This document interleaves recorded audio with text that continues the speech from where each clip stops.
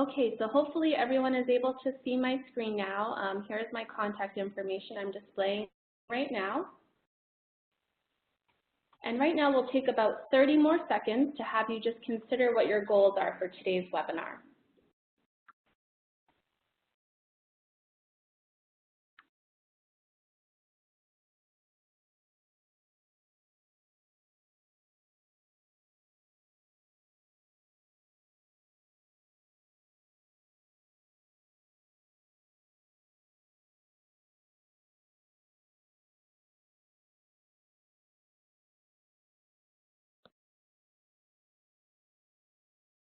Okay, so now we'll take a look at our agenda.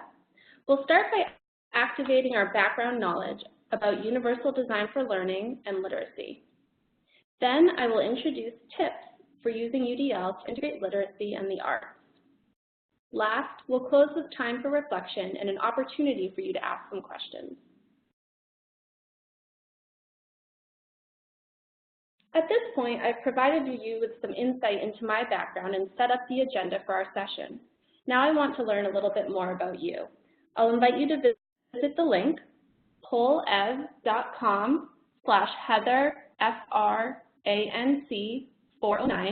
which I believe will also add to the chat. And there will be a few questions that will help me to learn more about where you are from and your background with UDL.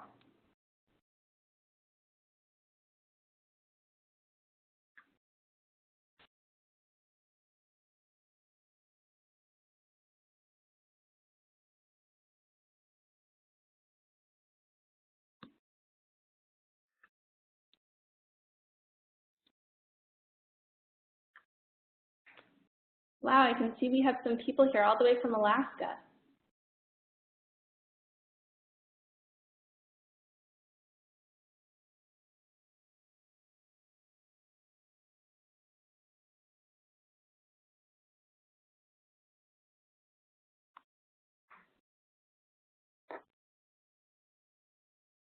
I'll do a few more seconds before moving on to the next question.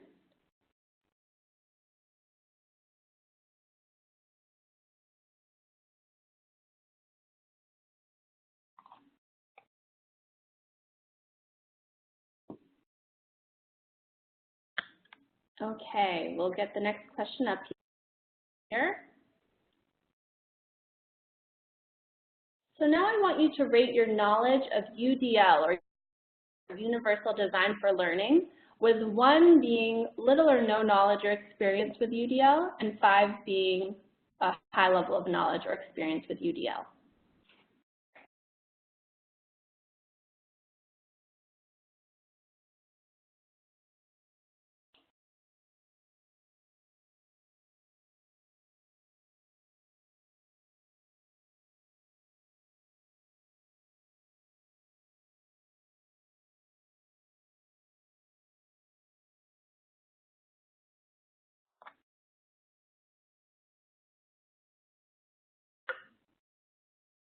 A few more seconds here. I can see there's a lot of variability in our knowledge about UDL, with a lot of people somewhat comfortable.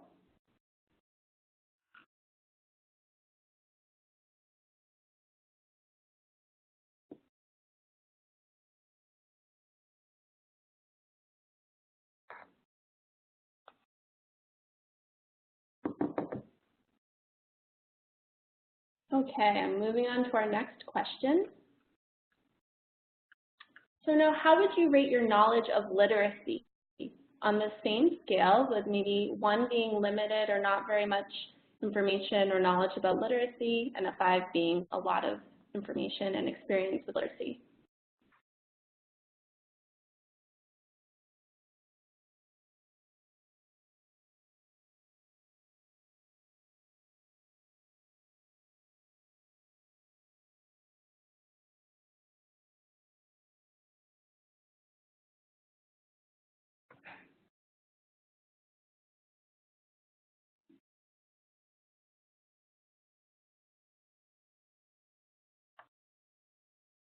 Okay, it seems like we're a little bit more comfortable with literacy than we are with UDL, so hopefully I can provide you with some new information today.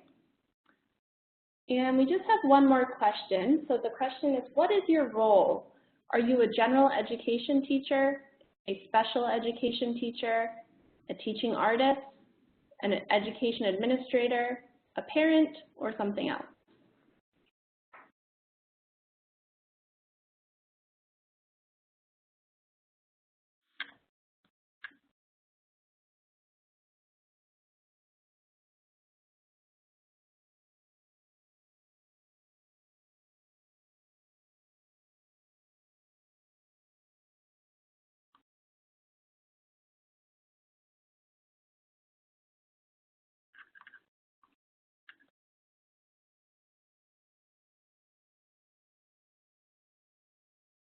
Okay, so it looks like we're mostly other. So if you have anything you wanted to share about that, you feel free to add it into the chat. And then we have quite a few teaching artists and a few education administrators. So thank you so much for providing me with this information. It's wonderful to learn a little bit more about you. And please keep the PollEv link available somewhere on your device, as we'll be revisiting with one more question a little bit later in our session. So now we're really ready to dive in to activate some of your background knowledge as we prepare for some new learning. One thing we know from the learning sciences is that analogies and metaphors help us to understand challenging concepts.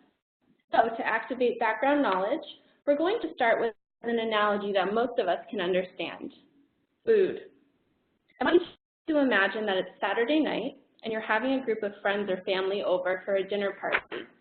You found a great new recipe for Mexican-style lasagna, and you're certain your guests will love it.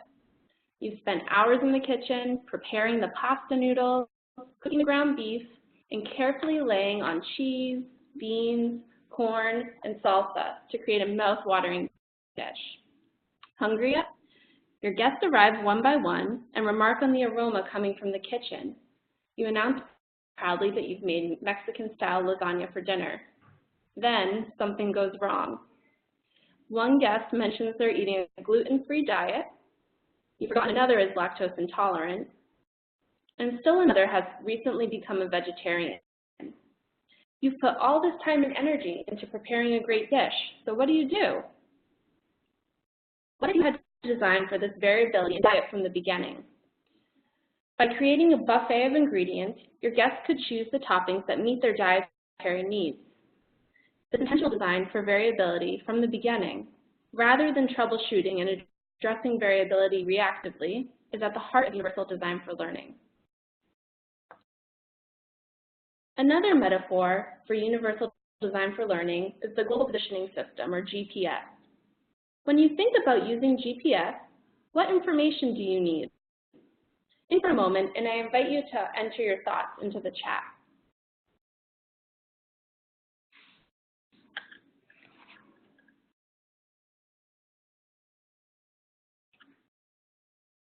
And Emily, if you just wouldn't mind reading me some of the responses, I'm just not able to see the chat.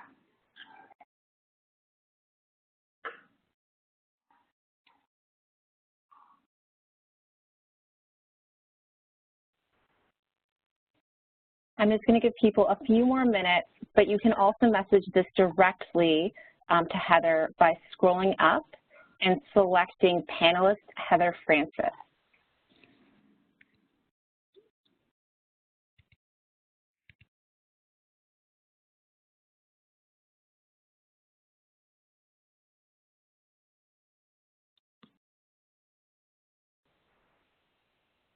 One person says, understands how to use GPS and understanding symbols. Another says, most helpful if I already have a general idea of where I'm going.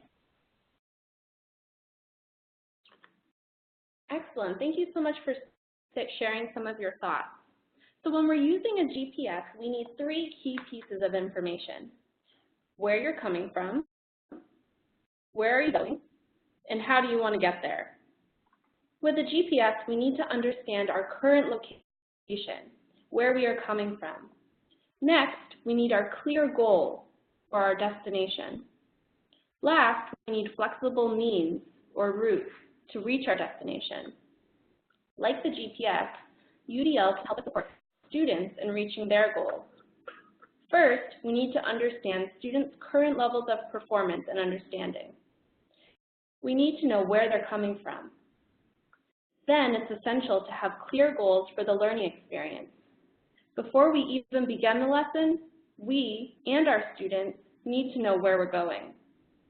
Finally, UDL champions flexible pathways for students to meet their goals. Just like your GPS allows you to avoid tolls, select the quickest route, or opt for a more scenic journey, UDL provides flexible means to reach a destination.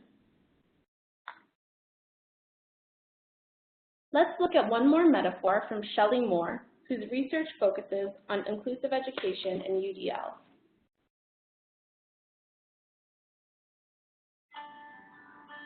Hi, my name is Shelley Moore, and I'm a third-year PhD student at the University of British Columbia in Vancouver.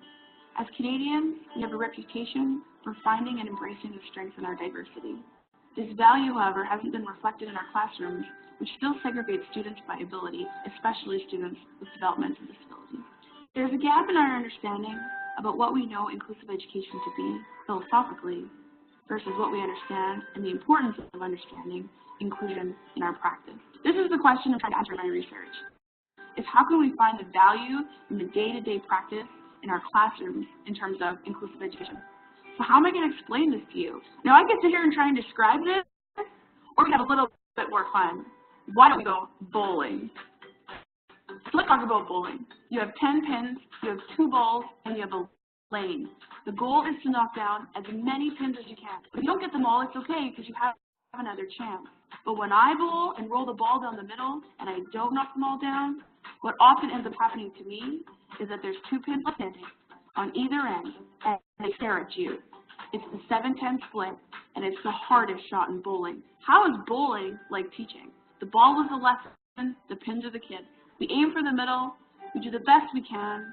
The pins that are left standing, we often have another chance to kind of get to them, but at the end of the day, those 2 pins that are staring, looking at you, are kids who need the most support and our kids who need the most challenge. So we end up choosing one, and the other one is left standing. I just took all the fun out of bowling. Now, I don't know how many times you've watched professional bowling, but I spent an afternoon watching professional bowling. Let me tell you, there was not one bowler who rolled that ball down the middle of the lane. They threw the ball down the lane to her. And I was actually really curious about this, so I called up a professional bowler. He was so excited. I don't think he gets a lot of calls about education. He said the reason why the ball has to enter a curve is because you will knock down more pins and create a bigger domino effect if you enter at that angle. But in order to do that, you have to change your aim. In order to knock down the most pins with one shot, he aims for the pins that are the hardest. Now let's just let this sink in for a second. We are taught to teach the head pins.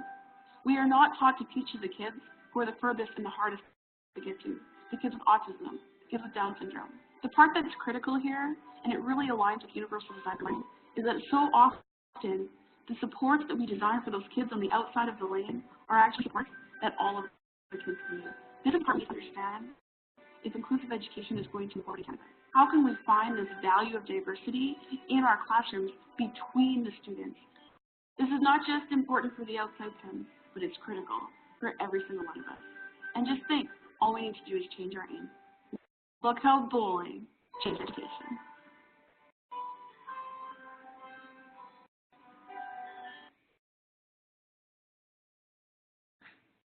So which of these metaphors resonated most with you? Remember, we had the lasagna metaphor, the GPS metaphor, and the bowling metaphor.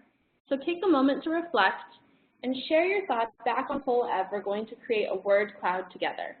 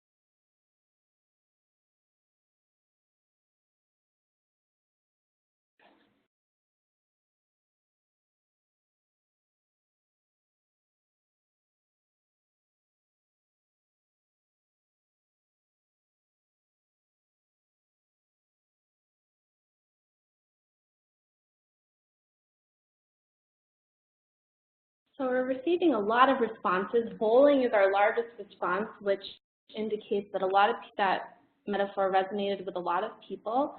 But as is true with all learners, both adults and children, there's huge variability. So a lot of people were identifying, and a lot of different metaphors were resonating with different people. So thank you so much for all of your thoughts.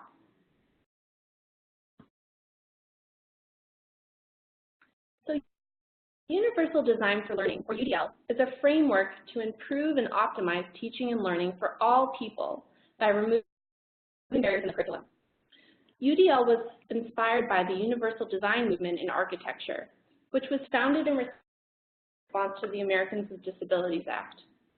After the ADA was enacted, a group of designers thought about making spaces accessible for all people from the initial design stage, rather than retrofitting public spaces to comply with ADA.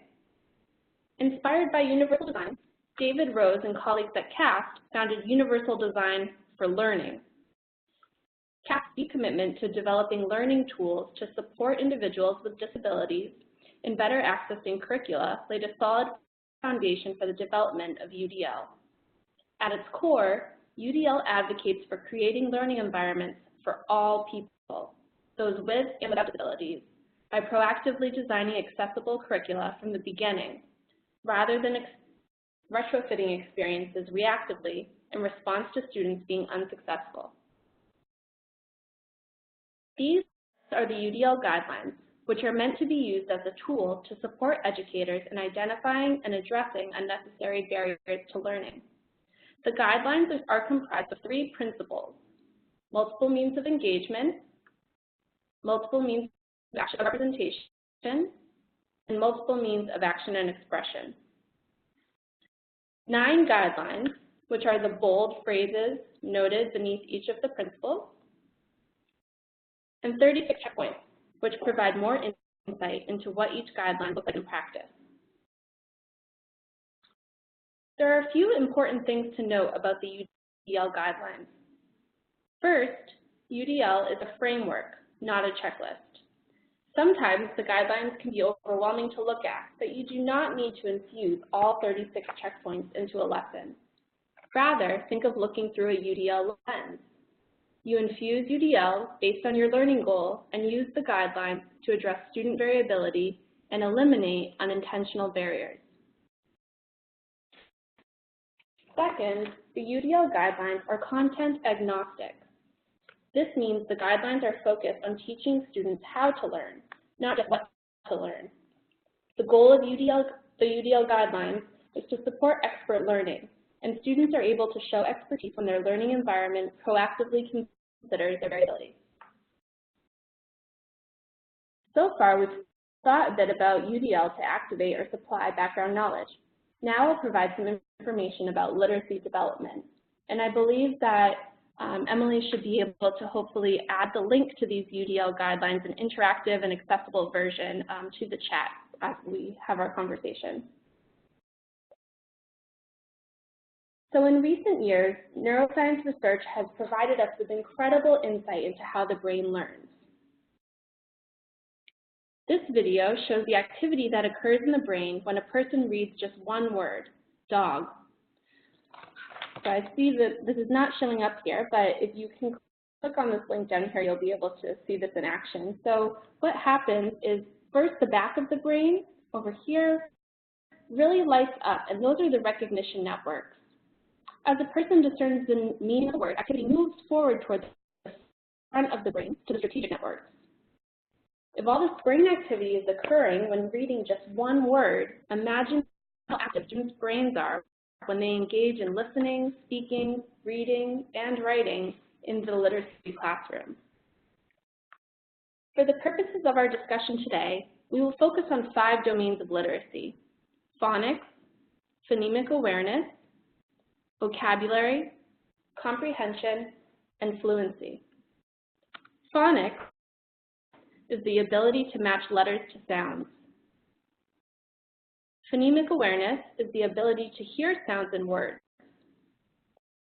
Vocabulary are the words with which a person is familiar.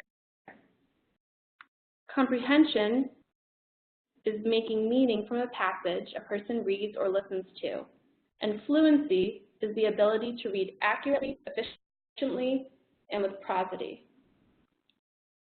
As I share ways to use UDL to integrate the arts with literacy, I will highlight which UDL principles and which domains of literacy are activated in different approaches. I will argue that educators can use UDL to intentionally infuse the arts into literacy lessons and better support students with and without disabilities in the classroom. Last, I'd like to highlight what I mean by arts integration. In the literature, there is no real consensus for a definition of arts integration. Researchers, artists, and teachers talk about arts integration using different terms, from arts and education, to arts integration, to arts infusion. There are a lot of ways to describe this work of integrating the arts into literacy classrooms. And for the purposes of this webinar, we'll be framing arts integration in 3 ways. I will be using Helene Robinson and Gail Burnaford and colleagues' frame for arts integration, which advocates for learning through and with the arts, for arts integration as a curricular connection process, and arts integration as a collaborative engagement. In her evaluation research on the arts integration and the success of disadvantaged students, Robinson said arts integration and UDL are natural partners. As we explore the tips presented in today's webinar, consider if and how arts integration and UDL can partner to support literacy development. Wow, we're already 1/3 of the way through our agenda. We're ready to move on to tips for using UDL to integrate the arts and literacy. As I've worked with literacy teachers in implementing UDL, I've noticed a pattern in something they do well. When it comes to the arts, I observe a lot of educators who read high-quality stories with beautiful illustrations with their students. They ask questions as they read to support comprehension. They help students to identify and define new vocabulary, and particularly in the lower elementary grades, they highlight new phonetic patterns from the text to support their students' decoding abilities.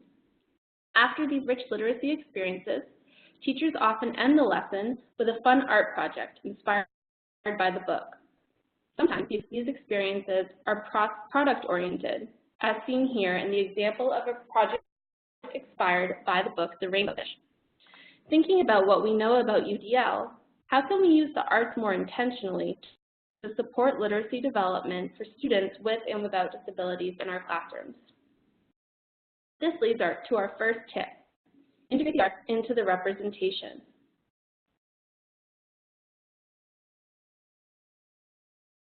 Rather than adding an arts-based activity to the end of the lesson, what if we allowed students opportunities to learn through the arts? By moving beyond offering arts activities and students' action and expression at the end of a lesson, we can support students in making gains toward their academic and individual goals. A research-informed practice that can support this work is drama-based pedagogy, or DBP. This proactive approach to integrating the arts can focus on students representing information through improvisation or performance. In the literacy classroom, this may look like acting out shared stories, from using improvisation activities to address characters' problems, to script writing, to performing stories for the class. DBP not only supports students' literacy development by integrating the arts, it also addresses students' variability proactively. Representing stories through drama allows many students to be successful, and by using UDL, we can make these experiences more accessible to all learners. First, teachers should consider how they provide options for perception by offering alternatives for both auditory and visual information. How can you use technology, from images to speech to text to videos, to support your learners in arts-integrated lessons? Second, consider how you will provide options for language. DBP can naturally provide opportunities to illustrate stories through multiple media by integrating print books with acting. Third, consider how to provide options for comprehension. Teachers can use peer modeling, graphic organizers, or technology to guide information processing and visualization. In addition to the UDL connections, DBP supports students' literacy development. There are opportunities to develop oral language skills through meaningful conversations and phonemic awareness through playing with language as students develop performances or engage in improv. Students learn new vocabulary from their peers, text, and script writing. Most importantly, providing students with a memorable and engaging experience supports their comprehension, which is the goal of literacy learning. By offering multiple entry points to the literacy curriculum, DBP supports all learners, those with and without disabilities, in the classroom.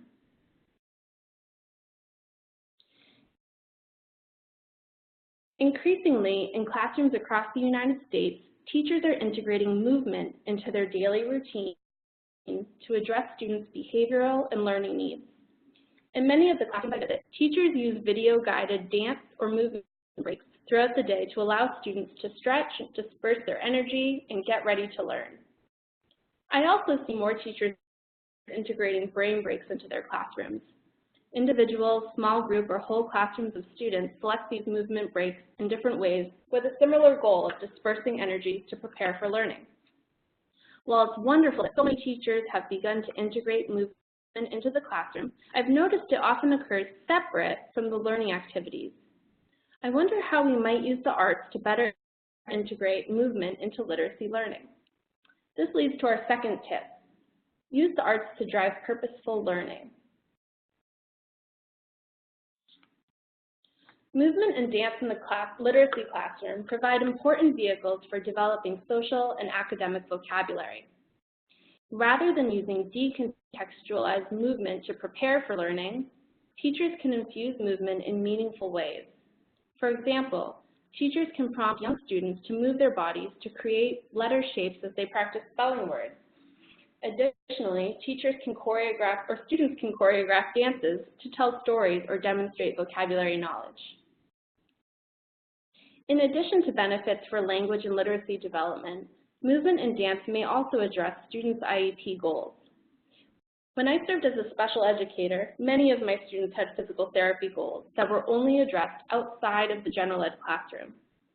By working with other specialists, you can ensure that movement and dance activities are accessible to all your students and potentially support physical therapy goals in meaningful ways in the general ed setting. Dance and movement provide students with multiple ways to act on or express their knowledge, and we want to make sure that those opportunities are accessible to all learners. To provide options for physical action, vary the methods for response and navigation. Consider the variability in your students' mobility and account for it in your lesson design. Provide options for expression and communication by giving students graduated levels of support. Use modeling, opportunities for low-stakes practice, and provide feedback to support students' development in using movement in the classroom. Finally, provide options for executive functions. Use video, checklists, and partner work to support students in monitoring their progress toward their goals. In addition to these UDL connections, dance and movement provide important connections to literacy. We support students' vocabulary development by prompting them to use their bodies to express meaning. Allowing students to express vocabulary through motion helps more students to be successful and support them as they develop skills to express vocabulary in words. This work also supports students' comprehension. Like DBP, choreographing a dance to tell a story non-verbally provides students with another way to demonstrate their understanding of language and literacy. At this point, you may be feeling excited about some of these ideas, but unsure of how to implement them in your classroom. Teachers in schools across the country are already expected to wear many hats. Elementary teachers generally teach all subjects, from math and literacy to science and social studies. Unfortunately, many schools, as they de-emphasize the arts and prioritize ELA, math, and science to align with their state assessments. Often the school day is jam-packed with little room to add special activities. When student intervention, literacy, and math are a priority, it seems there's not enough time to integrate the arts. Additionally, many teachers do not feel they have the expertise in the arts to integrate them meaningfully into their literacy curriculum. This leads to our third tip: enlist local support.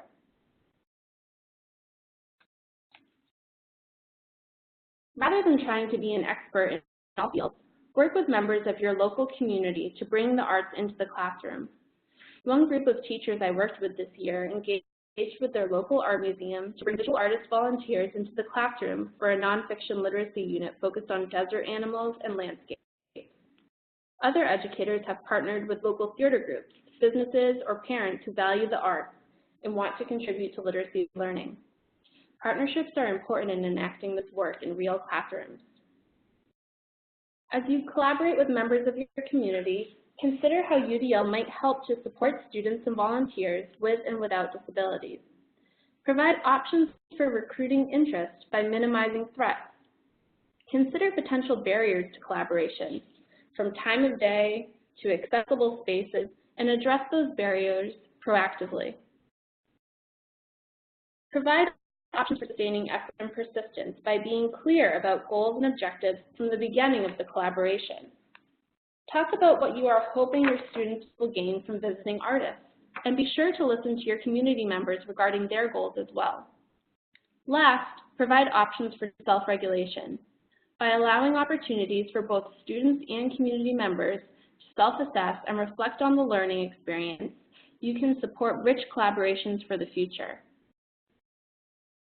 Enlisting local support in arts-integrated lessons also supports literacy development in many domains. Perhaps most importantly, students work on these literacy skills in authentic context as they engage with expert artists through oral language, performance, reading, and writing. As you think about integrating the arts into literacy learning, I encourage you to consider how you will address learner variability in the classroom. Remember our analogies from the beginning of the session. We can proactively plan for learner variability by providing options for how information is represented and how students engage with or enact their knowledge, just like the dinner party. How helpful would it be if, rather than a buffet of options for our taco bar, we only provided 3 options of cheese to add to your lasagna? In real classrooms, we serve learners with a range of abilities, from students with autism spectrum disorders, to students with Down syndrome, to students with dyslexia. We can use UDL to proactively plan for that variability because we know our students and can anticipate and address barriers that might prohibit them from accessing rich art-integrated learning opportunities. We can provide flexible routes to reach our goals, just like the GPS affords us flexible pathways.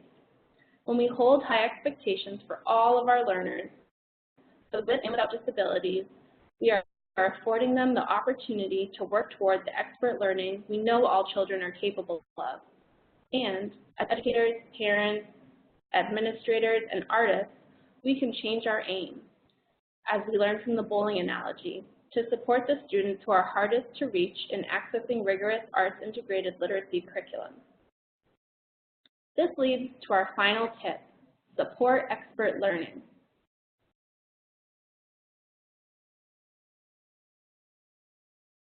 As educators, we want students to be purposeful and motivated, resourceful and knowledgeable, and strategic and goal-directed in their learning endeavors. Remember that UDL aims to help students know how to learn, not just what to learn. To support this expert learning, we need to reduce barriers to arts-integrated literacy experiences so that all students can access and thrive in lessons. Integrating literacy and the arts have strong benefits in supporting expert learning. The arts naturally provide multiple means of engagement, representation, and action and expression. By intentionally looking to the UDL guidelines as we design lessons, we can make sure that all learners can access these dynamic and engaging learning experiences that support literacy development and hopefully encourage expert lifelong learning. In addition to the benefits for literacy development, we see how UDL naturally fits into our framework of arts integration. UDL provides students the chance to learn through the arts by representing information through and with arts approaches, such as drama or dance. There is robust potential for curricular connections when integrating the arts through UDL in literacy contexts. Students can explore issues in social studies, science, or math through DDT, movement and dance, or in collaboration with their community members, using the arts as a medium to connect these different curricular areas. Finally, UDL offers suggestions for supports in the collaborative engagement needs to make arts integration possible in literacy classrooms, supporting educators, local artists, and students in working together towards shared goals. I've started our session with background information about UDL and literacy, and we've considered tips for using UDL to integrate the arts and literacy. Let's review these tips as we move through our agenda to the last part of our session. 1. Integrate the arts into the representation. Tip 2. Use the arts to drive purposeful learning. Tip 3. Enlist local support. Tip 4. Support expert learning. Thinking about your background and experiences that you bring, what action will you take toward moving this work forward? Will you try something with your students? Will you volunteer as a visiting artist? Will you continue the conversation by offering more suggestions? Reflect now on this action and share it in the chat.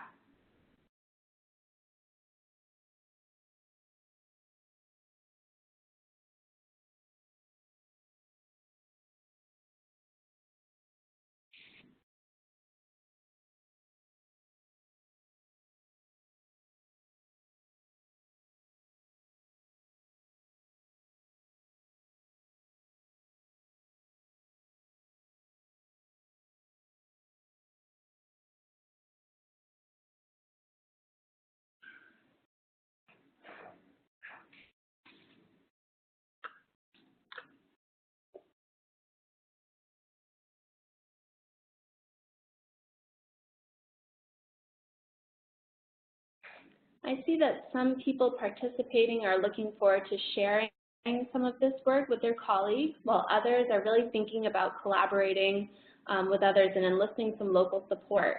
So I encourage you to continue to think about these actions and share them with me through the chat or social media, and we'll move in towards the end of our session so we have some time for questions. So David Rose, a co-founder of CAST and leading expert in Universal Design for Learning, has said, the end result of our schooling should make us want to know more. As we support student literacy learning, I hope we will continue to use the arts to make learning enjoyable, engaging, and rigorous. Whether you come to this work as an educator, artist, community member, or student, let's work to ensure arts-integrated opportunities are accessible to all of our learners. In closing, let's take a moment to check in on the goals you set at the beginning of the webinar. Did you meet your goals? If so, how? If not, what do you need to do next to meet your goals? And I'll give you a second to reflect on that.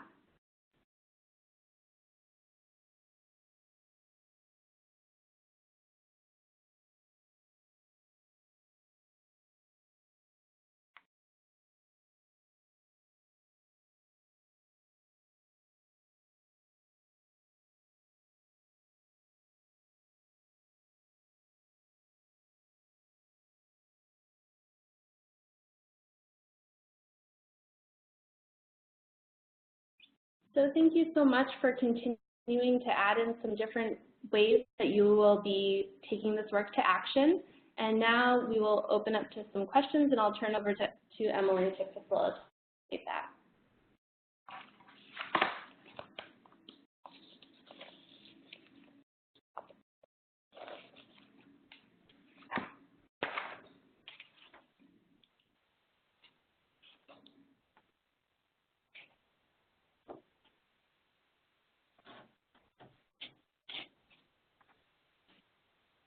We've now reached the question and answer portion of our webinar.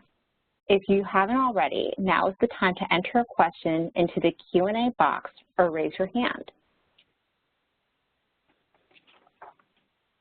To get started, we have one question. I love how inclusive UDL is. How can this framework support all students? Can you talk specifically about how they support students with disabilities in particular? Sure, so thank you so much for your question. So as I mentioned in the beginning of the talk, Universal Design for Learning was really founded with students with disabilities in mind. And initially our goal was really to support and include students with disabilities in the general education classroom. And so the idea behind UDL is that by reducing barriers in the learning environment, we're better able to meet the needs of a wide range of learners. So like we heard in the bowling video, from students who might have more significant disabilities to students who may need extension in their learning, who are kind of working above grade level. And so I've seen teachers do this in a lot of different ways, thinking about barriers in the physical environment for students with different mobility or attention needs. I've also seen this in the representation of materials. When teachers are able to integrate and use more technology, they're able to make their materials more accessible to students. So we've seen this in a lot of different ways, but the goal of UDL is really to support all learners, and most specifically targeting learners with disabilities in the general education environment.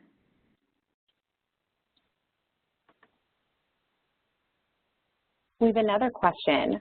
What sites or technology would you recommend we research to add tech to our classrooms?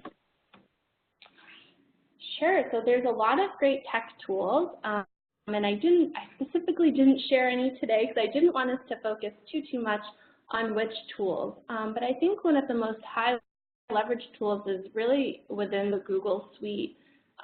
There's a lot of great features that you can use and a lot of great extensions that can really support you, whether you're teaching in an arts classroom or in a general education classroom.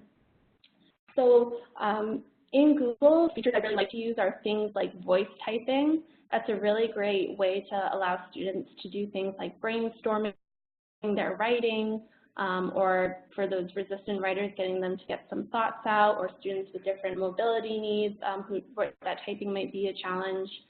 The voice typing is a really great feature. And another great feature in Google is an extension called the Read and Write Toolbar. And so that offers a free and a paid version for educators. And the Read and Write Toolbar is a really great tool because it embeds things such as text-to-speech, highlighting. It allows you to create different glossaries of terms, so it's really applicable in a lot of different classrooms. So those are two of my favorite tools that I like to integrate into different environments. Great. We have another. When partnering with cultural organizations or community resources, how do we orient them to UDL approach as well? What role do teaching artists play in bridging the gap that community members and volunteers may need support covering? That's a great question. So at CAST, I know some of our work is really starting to reach beyond classrooms and thinking about partnering with different types of organizations that are becoming interested in UDL. So I think this is a great place for some work on the ground to happen. So I think, like I mentioned, one of the big tenets of UDL is to have a really clear goal and flexible pathways to get to that goal. And so when you're meeting with different community members, for me, the biggest takeaway would be that they are really focused on a clear goal, that people don't feel like they're coming into your classroom and kind of really unsure of what the purpose is, what your intentions are, what their intentions are, and kind of collaborating in service of that goal. Additionally, I think the idea of providing visiting artists with some more information about reducing barriers for students. So they might have a really fun and engaging arts-based activity planned, but if a lot of students will have difficulty participating in that activity and it's really not in service of the goal that you've developed, it might not be the best activity. So working with that artist to really think about, are there barriers to the learning opportunities that you would like to work on with our students, and how can we reduce as many of those barriers as possible before we enter the partnership.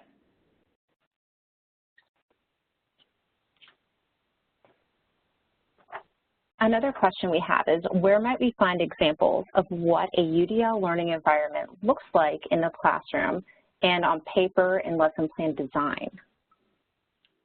Sure, so that is probably the most common question that I get, and it's kind of a frustrating one to answer because there's really no specific UDL classroom. As I mentioned, we really infuse UDL based on our goal, and that goal is going to vary so much from classroom to classroom, and the students in that classroom and the barriers they may encounter will vary from classroom to classroom. And so I will recommend a few resources, although I would encourage you to maybe explore some tools instead that can help you to see UDL in different environments. So on our CAST website, on our professional learning page, we do offer free resources that are included tip sheets. So that's a great place to start thinking about what do UDL assessments look like, what does expert learning look like in the classroom. So that's a really great resource. There are also a few UDL blogs out there that share a lot of great information. So Katie Novak has a great blog where she writes a little bit more about what UDL looks like in practice. Brooks Publishing also has a blog about inclusive practices, and they have a few articles on what UDL classrooms might look like. And then one thing that I love to do is to watch classroom videos, and there is no shortage of different types of classroom videos on websites like Edutopia or on YouTube. And looking critically at those classrooms and thinking, does the teacher have a clear goal? What barriers might be in place for some of those students based on that goal? And then what evidence do you see? How is the teacher providing multiple means of engagement, representation, and action and expression? So that's a great tool to kind of be thinking about some of those practices in your classroom. How do you make specific accommodations for students with disabilities in a UDL framework? So that's a great question. So the idea with universal design for learning is really to eliminate as many barriers as possible in the classroom environment. So I have a colleague who, when she was teaching, would say the first thing she would do when she would get new students at the beginning of the year is kind of make a list of all of their accommodations and figure out how many of those accommodations could she integrate into the environment from the beginning. So for example, for some of the more high incidence disabilities, like learning disabilities, you might have students in your classroom who need things like graphic organizers. And in the UDL classroom, you would make those graphic organizers available to all students because we kind of say what's essential for some students could be really beneficial for all. Another example would be things like visual directions.